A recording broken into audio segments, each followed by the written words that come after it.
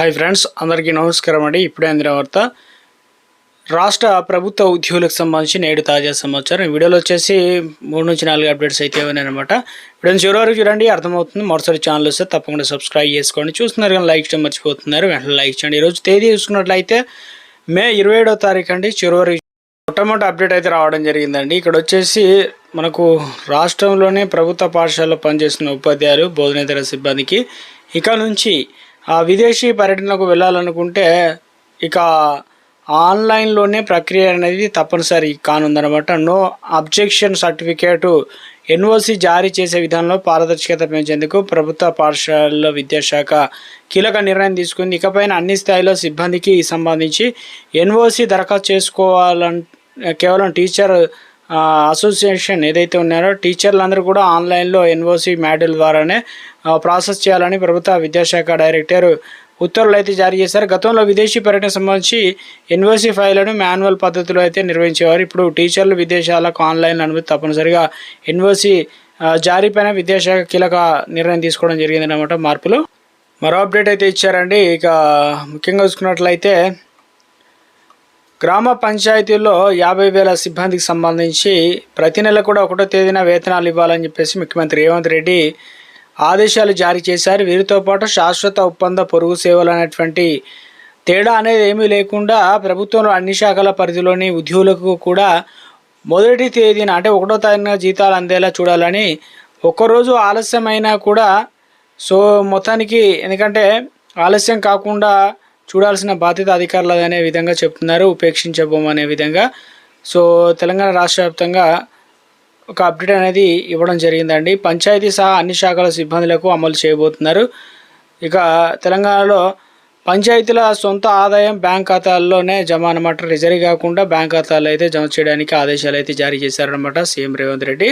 మరో అప్డేట్ అయితే ఇచ్చారండి. ముఖ్యంగా వచ్చేసి రాష్ట్రంలో వివిధ ప్రభుత్వ శాఖల్లో ఏదైతే బదిలీల ప్రక్రియ కొనసాగుతుండగా వైద్య ఆరోగ్య శాఖలో కూడా మాత్రం మరింత ఆలస్యం కానున్నట్టు తెలుస్తుంది. సాధారణ బదిలీలపైన ప్రభుత్వం జీవో 38 విడుదల చేసింది కదా. అయితే మే 1 నుంచి 31 వరకు బదిలీ ప్రక్రియ అనేది పూర్తవుతుందని, జూన్ 1 నుంచి ట్రాన్స్ఫర్లపైన నిషేధం ఉంటుందని చెప్పేసి ఆ ఉత్తర్వులు అయితే తెలియజేసింది అనమాట.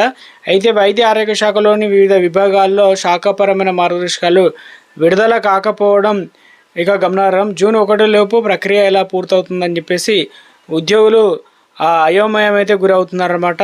ఇంకా 4 రోజుల సమయం మాత్రమే మిగిలి ఉంది. అందులో బక్రీద్ పండుగలు, ఆదివారం సెలవులతో కూడుకొని ఉంది. మరో 2 రోజులు మాత్రమే ఉందన్నమాట. దీంతో ఈసారి ఆన్లైన్లో బదిలీ ప్రక్రియ కొనసాగుతుందన్నమాట. ఇవన్నీ కూడా ముఖ్యంగా తప్పనిసరిగా బదిలీలో భాగంగా ఉద్యోగుల బదిలీ ప్రక్రియ జరగాల్సి అయితే ఉంది. కాబట్టి ఖాళీలను ప్రకటించగా ఉద్యోగుల నుంచి 5 ఐచ్ఛికాలు తీసుకోవాల్సినటువంటి ఉండదన్నమాట. ఈ ప్రక్రియలో బదిలీ తప్పనిసరిగా వారి వివరాలను కూడా కేడర్ల వారీగా ప్రకటించాలన్నమాట. కానీ ఇప్పటివరకు కూడా వైద్య ఆరోగ్య శాఖ బదిలీలపైన ఎలాంటి ప్రక్రియ అనేది ముందుకు కదలడం లేదనమాట.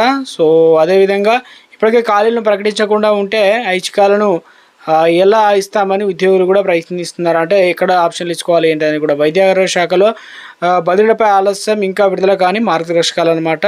ఒక ఆర్టికల్ అనేది మనకి ఇచ్చే ప్రయత్నం చేశారు. అదేవిధంగా జీవో ప్రకారం జూన్ 1 నుంచి మళ్ళీ నిషేధం అనమాట.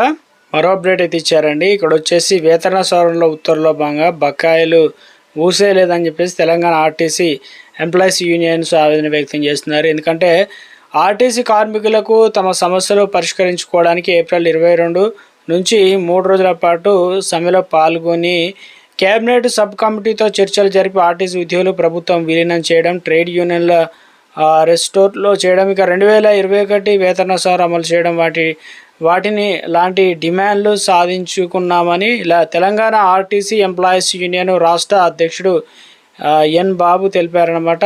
మొత్తానికైతే ఇవి రావాల్సిన అన్నీ కూడా వెంటనే రిలీజ్ చేయాలనే విధంగా చెప్తున్నారు. అదేవిధంగా మున్సిపల్ పరిపాలనా శాఖ పరిధిలోని లేటెస్ట్ అప్డేట్ ఇచ్చారు. ఉద్యోగుల సాధారణ బదిలీలకు సంబంధించి వెబ్ అనేది కౌన్సిలింగ్ ప్రక్రియ మంగళవారం పూర్తయినట్లు మున్సిపల్ పరిపాలనా శాఖ commissioner and director doctor T J Sridevi తెలియడం జరిగిందనమాట. 2 లక్షల ఉద్యోగ నోటిఫికేషన్లు ఇవ్వాలి, ఎంపీ ఆర్ కృష్ణయ్య డిమాండ్ అనమాట ప్రభుత్వానికి సంబంధించి. మరో అప్డేట్ ఇచ్చారు. రోడ్డు ప్రమాదంలో మరణించిన ఉద్యోగ కుటుంబాలకు యూనియన్ బ్యాంకు సహకారంతో టీజీఎస్ ఆర్టీసీ అండగా నిలిచిందని, ప్రమాదవశాత్తు మృతి చెందిన 2 డ్రైవర్ల కుటుంబాలకు ఆర్థిక సాయాన్ని అందించిందనమాట. సో ఇక రోడ్డు ప్రమాదంలో మరణిస్తే ₹1 కోటి టీజీఎస్ ఆర్టీసీ నిర్ణయం అన్నమాట.